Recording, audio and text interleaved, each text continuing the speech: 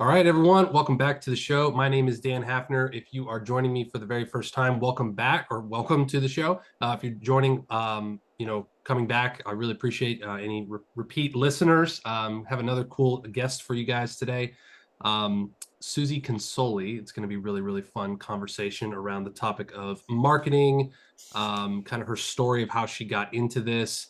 But we're gonna, like I try to always do, we're gonna talk a little bit about some failures, some mess ups, some interesting things. So it's not just gonna be another marketing conversation, I promise.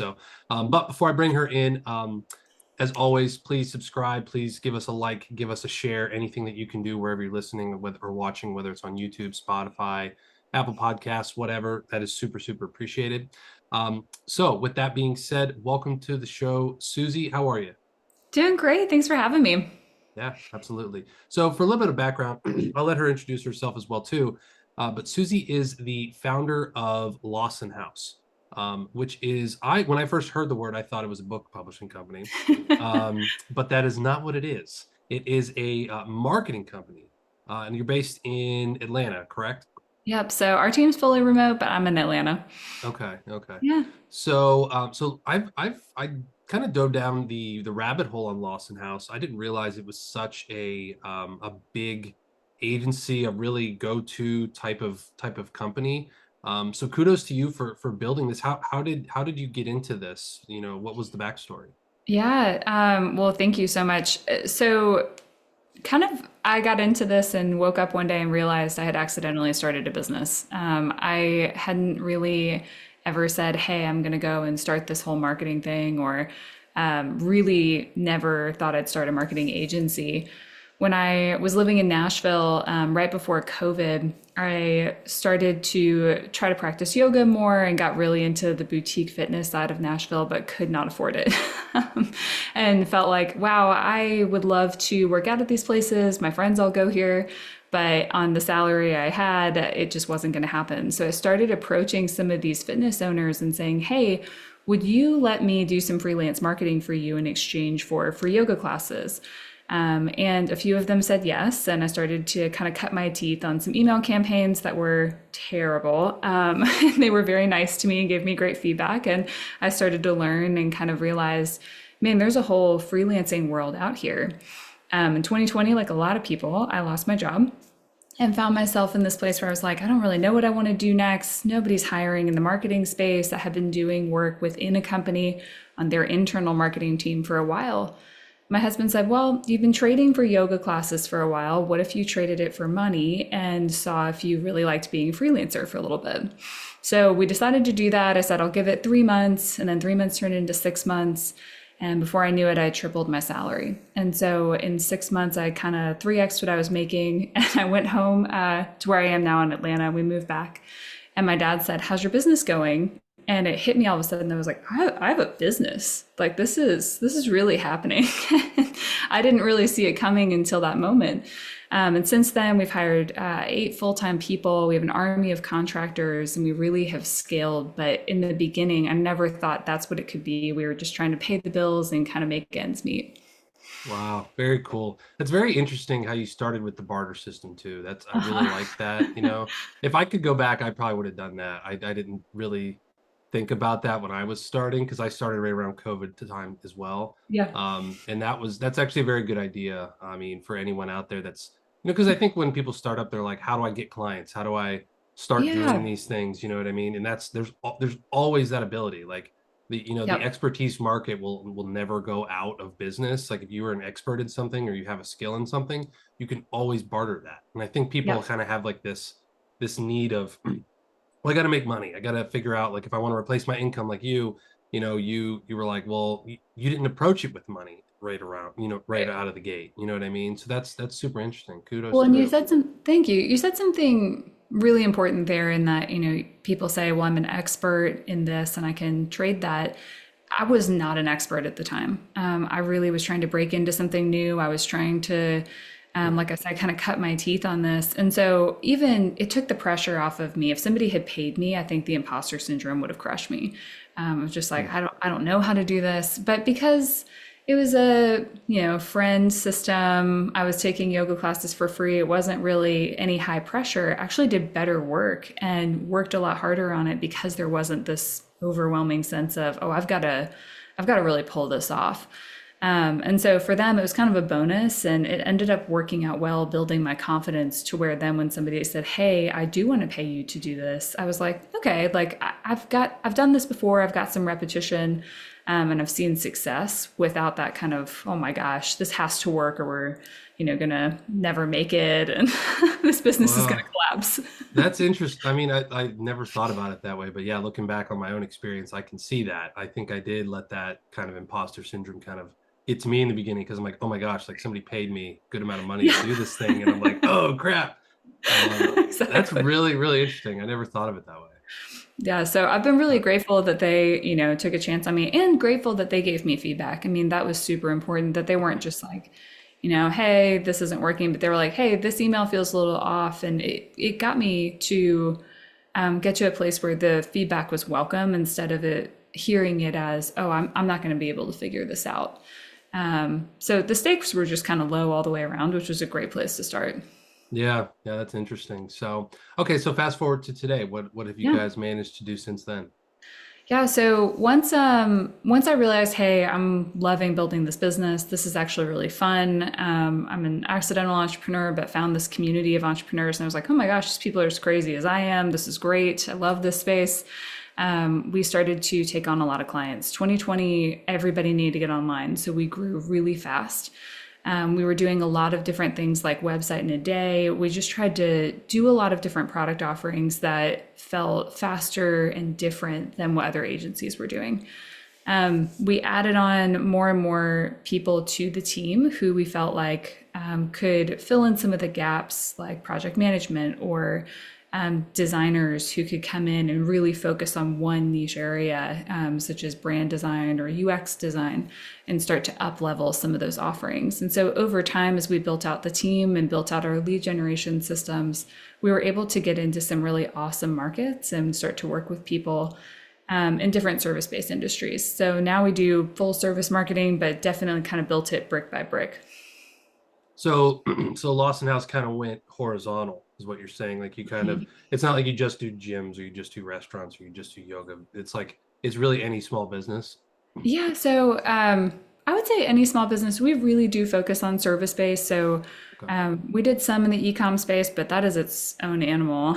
Yeah. And there are people who are incredible e-com experts, and we found that that's much more of a math equation and a lot more on the conversion side. Your message isn't as important as a service-based business. And messaging is really where we have the foundation of all of our offerings. Okay. Let me ask you this real quick. In your opinion, obviously, do you think starting a marketing company today is a smart idea? Is it too flooded of a market? Is there just too much noise out there? Would you go back and start a new marketing company from today? And the reason I ask is because, I think that's one of the most like lucrative type of things out there. Like you said, you tripled your salary in like what, 3 or 4 months, something like that. But for those of us in this type of world, like I see all kinds of stuff on Facebook. I'm in it, so I kind of am targeted with that type of stuff.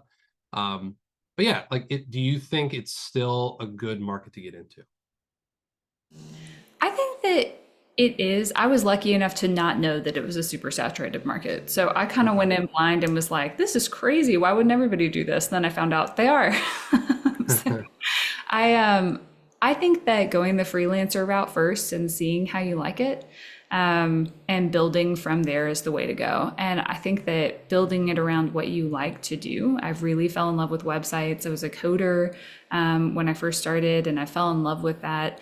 I think it allows you to fill holes that you see other agencies missing and kind of find, hey, this is what we offer specific people. There's plenty of clients to go around for everybody. And if you want to start a marketing company, what I would encourage somebody to do is figure out just what makes you a little bit different. Can you do it faster? Can you do it cheaper? Can you do it at a higher level? What is that thing that makes you guys interesting. It's kind of like we approach it from more like a PR standpoint than we would necessarily a business development standpoint. So it's almost like what makes you newsworthy, what makes you different, or what makes you timely, what makes you stand out. And that's kind of how we've tried to approach our different offerings. Yeah, and that's hard to do. I mean, even like I think about it from like I think about that with myself. Like, what makes me newsworthy? What makes Dan so special? What makes Suzie so special? I think a lot of I think it's natural for human beings to like kind of downplay that of themselves, but that's Yeah, really something you kind of have to like overcome and you have to just get over yourself about, you know? right. That's very Yep. interesting when you say that. Yeah. The Yeah. other thing that I see a lot of people do now, and again, maybe it's the market that I'm in that I just see this a lot, but they build the marketing agency around themselves. And they say, well, what makes it different is that I'm really unique, right? And when I first started, we called it Suzie Marketing, did not put a lot of thought into the name. And a lot of people thought my last name was marketing, so it just got really awkward. But we ended up changing it because I said, I just don't want this to be the Susie show for a lot of reasons. I don't want to answer the phone every day and people be looking for me specifically because it's my name on the door. And I want to be able to have a team. That was my ultimate goal. And so I see a lot of people kind of build the influencer model and marketing agency side of it together.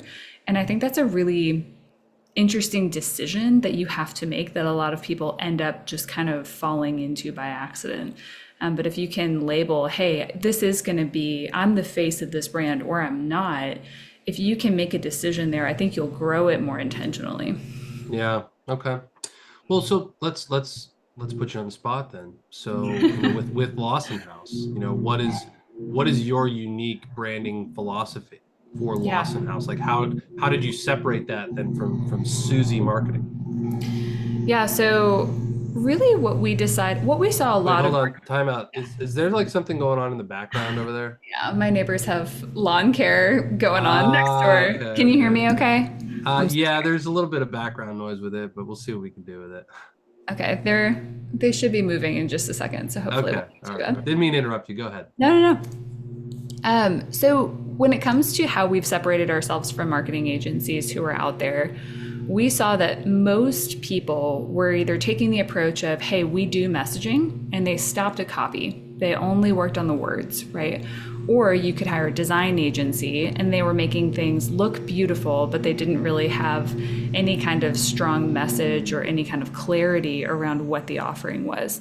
And so you ended up with a beautiful website that says, we have innovative solutions. Well, that could be anyone, right? Or you had really clear words, but it was all delivered to you in a Google Doc. And so what we tried to do is bring those pieces together. So our whole branding philosophy is that a strong brand is made up of words that make people do things, visuals that make people feel things. And we bring both of those elements together. And when we saw that that was a missing piece in the market, to us, it felt like this is a no brainer. But whenever I am pitching people on websites and I say, yeah, copies included, that is like light bulb moment for people. They're like, I don't have to sit there and fill out this form and go through Yeah. all this stuff. And so that was the hole that we saw. And I think sometimes that can be that simple. We said, man, a lot of people aren't bringing these two elements together. We can do that. Very interesting. That's cool. I mean, I think that's yeah, I mean, like you hear again, just being in the space, like you hear again and again, like copy is the one thing that is, and for those of you who are listening, like copy is just the wording, right? It's just the actual language on the Totally. page, right? Um, and and yeah, like I mean, there's people that can like that are copywriters that charge probably way more than you and I even charge. You know what I mean? Right. Like for like the big type of things. So that's very cool that you can include that.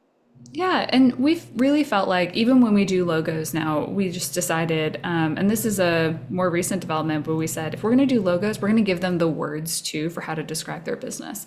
Messaging and branding is just going to always come together for us because we believe it's a both and. A strong brand can't exist if you don't have a clear call to action, and it also can't exist if it's just words on a page. Right, right. So, okay, so I want to transition to this because when we had met again, like I tell a lot of people on a very cool platform called Podmatch, which I will endlessly shout out. If you haven't checked out the interview I did with the Podmatch founder, Alex Sanfilippo, go back and listen to that for any of you listening. It was super awesome. Anyway, we met on Podmatch, Susie and I, and she had a link there that's called Launch 38. Yeah. And I was very intrigued and I was like, what is Launch 38? So I clicked on it and it was like a light bulb moment for me. So we're going to talk a little bit about this. So I want you to share this concept of Launch 38. What did it come from? What is it? Because it's basically a new website launch in 38 hours, right? It's this 5 days of completely either redoing the website or launching a new website, and that's such a game changer. You mentioned a little earlier, you said something about website in a day, which is interesting. I feel like this is probably a little bit more of a robust thing, but anyway, I don't want to steal your thunder. What Yeah. is Launch 38? Where did this come from? What's been the result with this so far? Yeah. So when I first started, so right in COVID, when I started working with people, I was working with people who, like me, were trying to get their businesses off the ground. And they were having to make a lot of hard decisions. Do I invest in branding or do I invest in a website? Do I invest in a website or do I invest in social media marketing? And what experts do I trust? And how do I bring all this together? As we scaled Lawson House, I was having to turn these people away who were starting businesses because we were scaling up. We were raising our prices, we had more people, we had a higher level of service. And it was killing me because these were the people that were my favorite type of clients. I think you can have your ideal type of client, but you always have a soft spot for that favorite type of client too. Yeah. And these were my favorites, and I loved them, and I loved their crazy ideas. And they said, I want to start this, and this has been a dream. And my favorite type of client always starts with I have this dream of what I want to start. I might be at a 9 to 5, or I might be doing this on the side just because that's where I was. And so we started talking about how can we package up what we're doing at Lawson House and make it accessible, and make entrepreneurship more accessible for people who are in that space. As we started kicking it around, we came up with this whole course, and it was going to be 38 days of how to launch your message, your brand, your website, and your social content. And we mapped it all out, and I sat down to film all the videos, and I was like, something feels off. And I couldn't put my finger on it. And I started calling some of my business mentors, and I was like, we're going to do this course. And I got the same response every time. They were like, oh, that's cool. And I was like, man, Mm. no one is excited about this. I'm not excited about it. Like, I don't want to watch 38 videos of me, and no one's going to want to go through this on their own. What they really need is a quick turn solution. Nobody has 38 days to wait to generate revenue. Nobody's got 38 days to try to get this business off the ground. What they need is they already told their neighbor that their website was coming soon and they haven't started it, or they already bought an online course, or they have a YouTube video booked or bookmarked, but they haven't watched it yet. What if we did a done for you offering? And could we actually go through what we just outlined in 38 hours? Because this is what we're experts in. And so we condensed it down. We met with the team. We had this crazy whiteboard that I've got a picture of somewhere where we said, what if we just did it for people, and did it at the same price point as a course, so that it was just done. And so in 5 days, we focus on messaging, branding, a website, and it's a 6-page website. And then a content plan. And so in 5 days, you walk away with all of that launched. You know what's so amazing about that is I had no idea you were going to make it a course. That's really interesting. That's very interesting because I think that's kind of the default thing. I've thought about that too. I've made a whole course and all that kind of stuff too. You know what I mean? So I went through and did all of it. Now I think there's a stat out there. I'm not sure exactly what it is. I have to find it, but isn't there like a stat that like 95% of courses that are bought are never even like gone through or something like that? You know Yep. what I mean? Yep. So that's super interesting because also in this world, at least from everything that I've learned and gone through, is that if something is done for you, you can expect to pay a lot more money because you're paying for someone's time, you're paying for their expertise, right? If we have a guy coming to look at our laundry machine today that's been crap in the bed for like 3 weeks, like he's an expert in this, he's coming to do this, so I'm expecting to pay more money than if I went Right. to like Home Depot and got the part that I might need. I don't know how it works, right? So you're going to pay more money. So this is super super interesting because the price point for this is really not that high. Mm-mm. um and it's you almost took this thing and like flipped it on its head. You're like, hey, we're still gonna like do this thing for you, but we're not gonna charge you $100,000, or Yeah. $50,000 or something like that. You know what I mean? So when I saw it, I was like, damn, this is cool. This is cool. Thank you. Yeah, it's been really fun. And, you know, if we keep your washing machine analogy going too, if somebody who's an expert does it for you, you're so much more confident in it, right? You're Yeah. going to very quickly be like, yeah, this works and it's fine. If you do it yourself, every website I've built for my own company, and we have people that work on our websites just because I tortured myself for so long. What should this say? And what should my bio say? And which headshot should I use? And I finally was like, if somebody else does it, I will send it to more people. I will, feel more confident. I'll be more salesy and we'll make more money. And so I really believe that for people who get so tied up in the, should we say incredible or amazing? Should we make it 499 or should we make it 500? What's the best way to do this? If somebody comes in and just gives you a path, you are so much more likely to close more deals, find more clients, make the most of your business because you feel better about it. Yeah, I mean that goes back to what we talked about earlier, where I think there's a psychology thing in there. It's like I think a lot of us, at least me, when I got started, and there's still times, there's always that imposter syndrome of, well, I'm scared to share this. I'm scared to be vulnerable. I'm scared to share this thing that I've put so much time and effort into, and then just have people shit all over it. You know what I mean? Right. And I think like that removes this. Like when you have, it's like, well, somebody else created this, so it's not me that's being that. I'm not putting my thing out Exactly. there. That's super interesting. I just got done. Well, I'm not done with it, but I just launched this new app platform that we put together, and I built all of it. And I went to these events and I did these things and I did the promotions and seeing people looking at it and trying to sell it and do all this type of stuff. It was super vulnerable. Like I had Yeah. nobody to lean back on. Like I built the entire thing Yeah. myself. There was not a single outside person that did anything on it.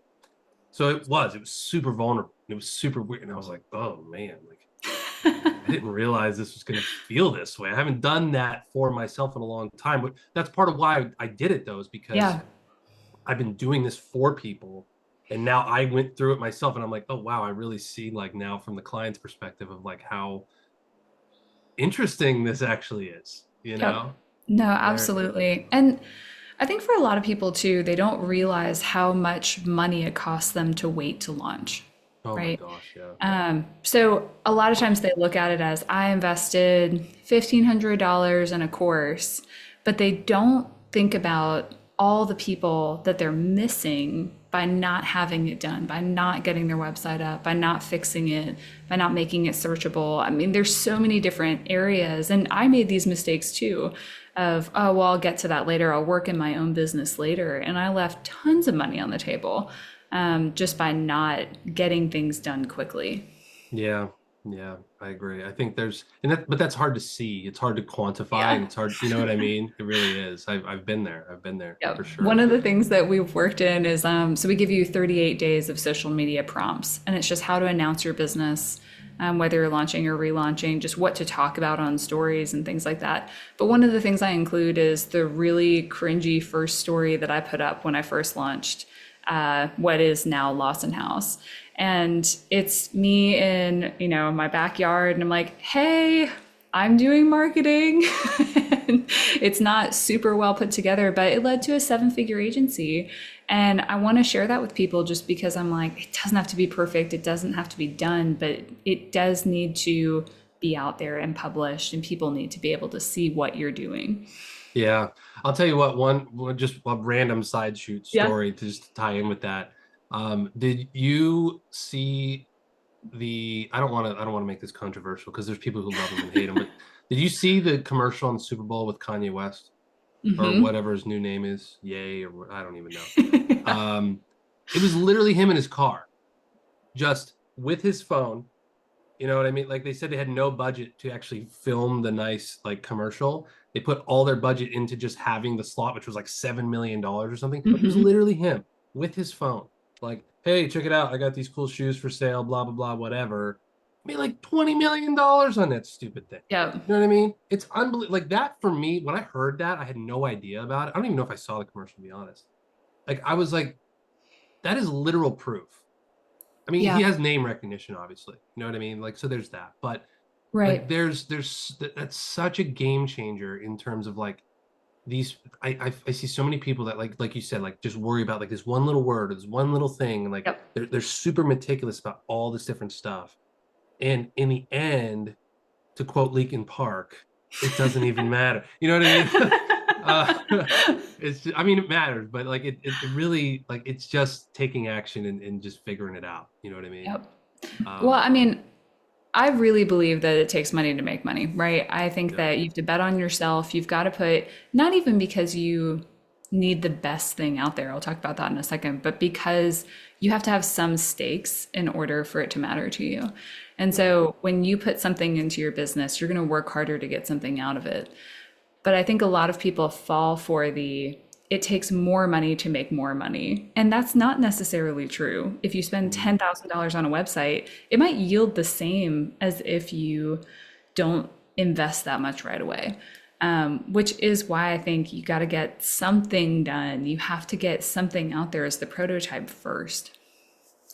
yeah, that's that's what I've been saying. Well, okay, so before I got another question regarding that, but so with the launch 38 piece, um, what does that end up costing people?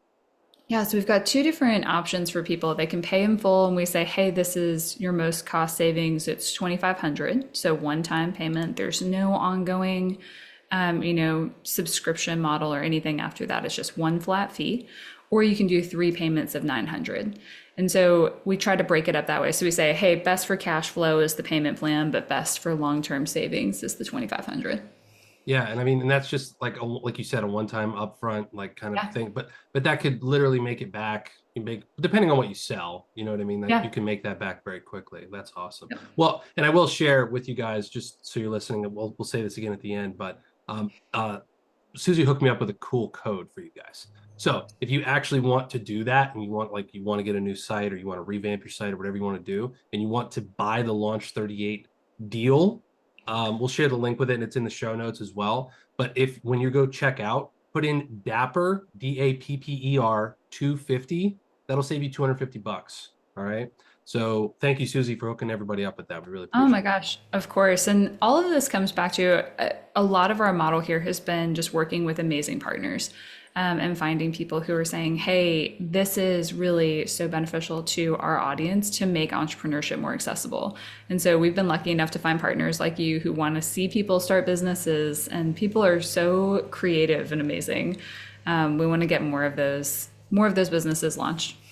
Yeah, and to be honest with you, that was one thing that when I saw you on Pod Match, I was like, I got to have you on and talk about this because this is awesome. This is one thing that I'm trying to get away from. There was times where even though I do app and software development, like I wanted to get away. I took on website clients, I did all that kind of stuff, but I don't want to do it. Like I'm not good at it.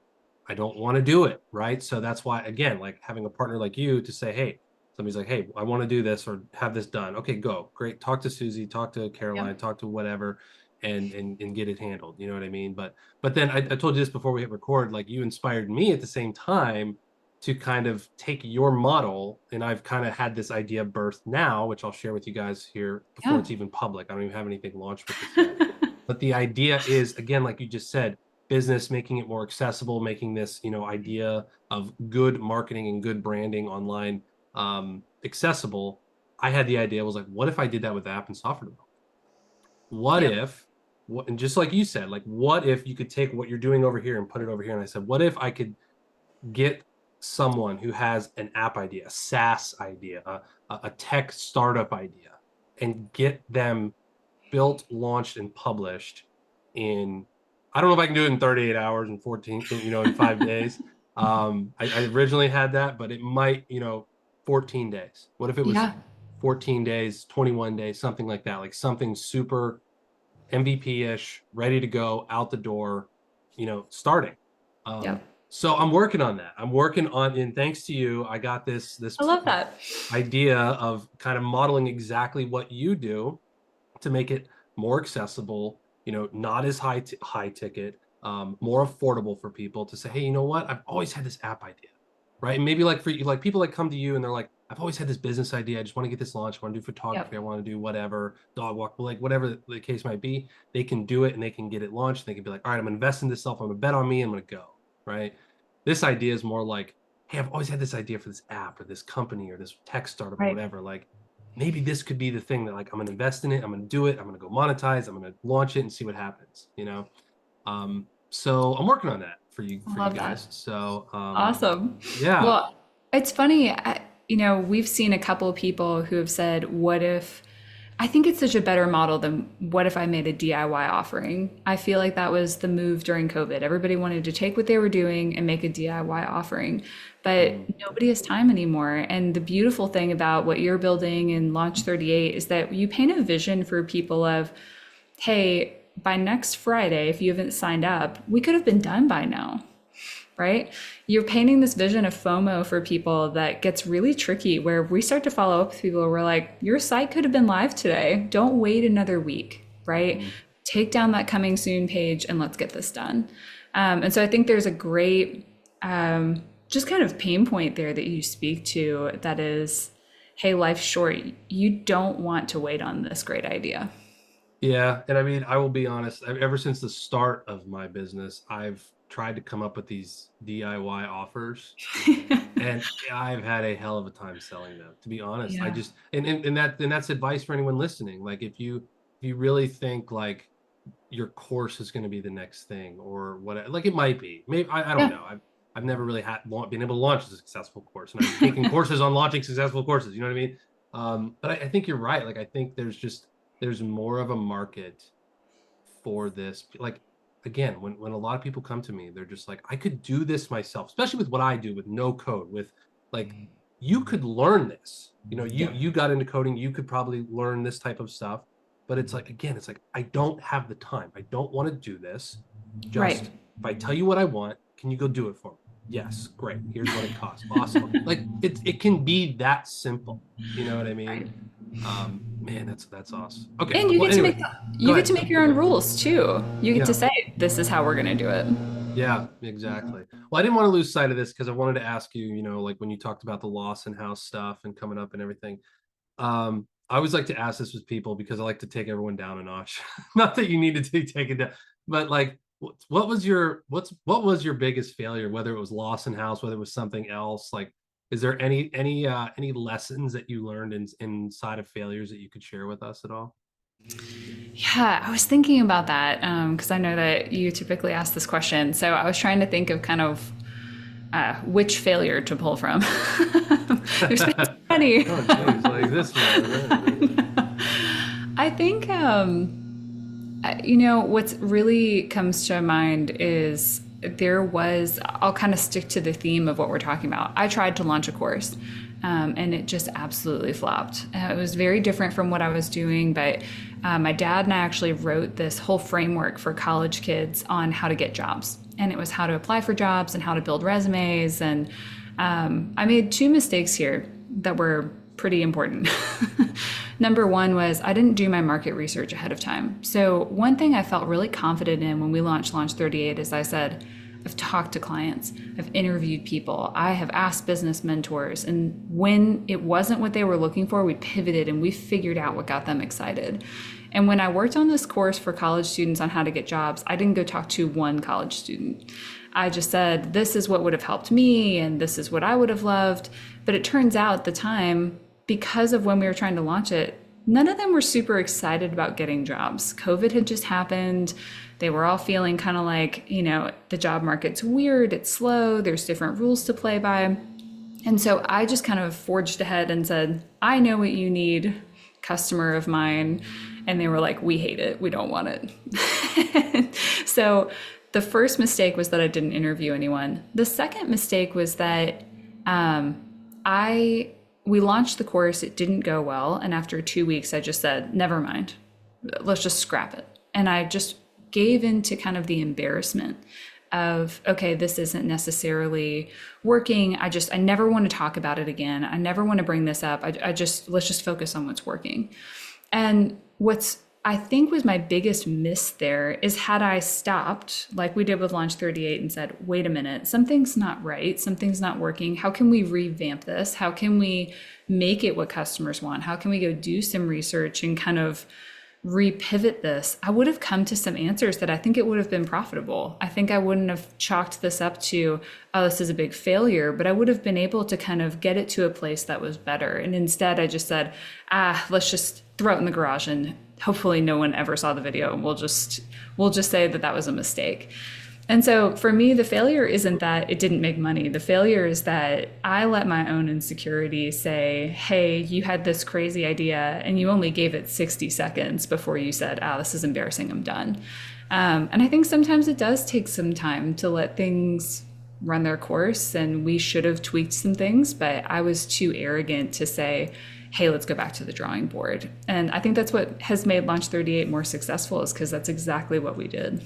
Wow, that's very interesting. No, I mean, I think you're probably, I wouldn't be too hard on yourself about not doing market research. I think a lot of people don't do that, you know.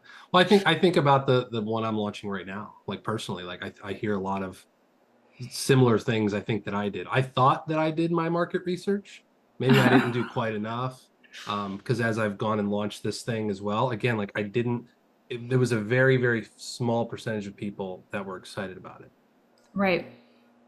But am I going to be arrogant enough to not go back and see like, hey, how can I tweak this? How can I do this? Because I've also thought that thought has crossed my mind of like, screw this, I'm just done. It's just not. It's going to be a money pit. Whatever. I don't want to do it. I just want to focus on what's working. Um, but just like you, I think like that's why future endeavors and future things will end up working, is because again, like you can't give something 60 seconds and then it automatically, because I would say there's probably going to be about 99% of things that happen that way are going to happen that way. I'll You throw know in what I a mean? bonus failure there too. I Okay. started believing people on TikTok who said it should work immediately and you should get rich quick, right? And there's Uh, so many videos out there who are like, I launched my course and made 7 figures 7 minutes after launching. And you're like, oh my gosh. And what they don't tell you is that they put, $500,000 into ad spend, and that they had this whole campaign that actually took them 2 years to build this all out. They don't give you the behind the scenes like that. They just tell you, I had instant success and you should too. And I believed them. And so when we launched this and it didn't go well, I bought into this whole myth of it should be easy. And I really believe that breaking through that level of making anything profitable just takes such hard work. yeah, I mean, we're in a microwave society, right? I Yeah. think that's very, this keeps coming up again and again in my conversations. Like everyone wants it now and they want it, like you said, I think a lot of us can fall for this. Like you only see, that's the sexy marketing, right? Like Right. that's the headline, that's the thing that gets those TikTok views of, my gosh, look at this awesome thing, I made $1 million off this new platform I just launched. And it's like, Right. great, but no one sees the 10 years of failures and the millions of dollars you've wasted on other stupid stuff, you know. So yeah, don't fall for the microwave stuff, don't fall for Yeah. the, like there's no shortcut to hard work, there's no shortcut to doing the work, doing that market research and putting in that time, and don't be afraid to give things some work. You know what I mean? Yeah. So And also, it's okay if people say, hey, I don't think that'd be a good fit for me. Like, instead of saying, oh, they just don't get it. Because when we launched the course for college kids, anytime somebody was like, I don't know if that would necessarily be something that I'd invest in, I was basically like, well, then you're not my target client. My target client became people who mm, believe in me, which was a terrible mistake to make. Instead, when Launch 38 started happening and we started asking these questions, if somebody said, oh, that course sounds long, I started saying, what would be more helpful? What would make you want to spend that money? And what would mm, make the biggest difference for you? And I started teasing this out and ended up making way more money than the course that just cost me a ton of money, because I wasn't limiting myself to, you have to be Susie's #1 fan in order to be a target audience member. that's super useful. I found myself doing the same thing as I was at these launch events. Was, that I could tell automatically someone like eyes were glazing over when I was explaining this thing, and and then I was like, okay, this isn't a sale that's going to happen. And I was like, well, okay, like from what I showed you, like what would make you like think that this would be useful? What could you use something like this for? Like what else do you think would be helpful for you? You know, and that was where I got the answers that I needed, which weren't the answers I wanted, honestly, to be very Right. frank with you. You know what I mean? But And that's very interesting. a lot of marketing companies, actually, Donald Miller, who runs StoryBrand, says if you've got awesome people and an awesome product, but you're not selling, it might be your position, right? And he talks a lot about messaging. I'd like to flip that though. And if you've got awesome people and awesome positioning and no one's buying, you might be selling the wrong thing. And that is Mm. such a gut punch for business owners of, but no, we've put so much into this, it can feel just like, I feel like I'm going backwards and I'm not making any progress when in fact you're closer than you were before, to kind of tweaking this and getting it to a better place. Oh yeah, there's a sunk cost fallacy, I think, that Yeah. happens with that. I've been through that many times of like, oh Yep. my God. But then you have to look at the facts. Like I remember for myself at least, I would feel like I was going backwards, but then I realized I would feel that way. And that was the Right. feelings were subjective because then I would look at the facts and I'd be like, well, no, I keep making more and more money and I keep having more and more clients. So why do I feel like I'm not like, you know, so but Right. when you look at facts, you look at and feelings, they're completely different, you know, but they Right. can be at least. So Yeah. very, very interesting. Very interesting. Okay. Awesome. Well, I think we can start wrapping this up here. Do you have anything else that you'd like to talk about before we sign off? No, I mean, if anything, I think your audience is so interesting. If you draw these people who have these crazy business ideas, and I love to talk to those people. I think just if you have something that you're kicking around and you're like, I don't know why it's not quite landing yet, I'd love to talk to you about it. And just kind of think through that. So that is my favorite thing to do is hear about people's wacky business ideas. Very cool. So how can people get in touch with you?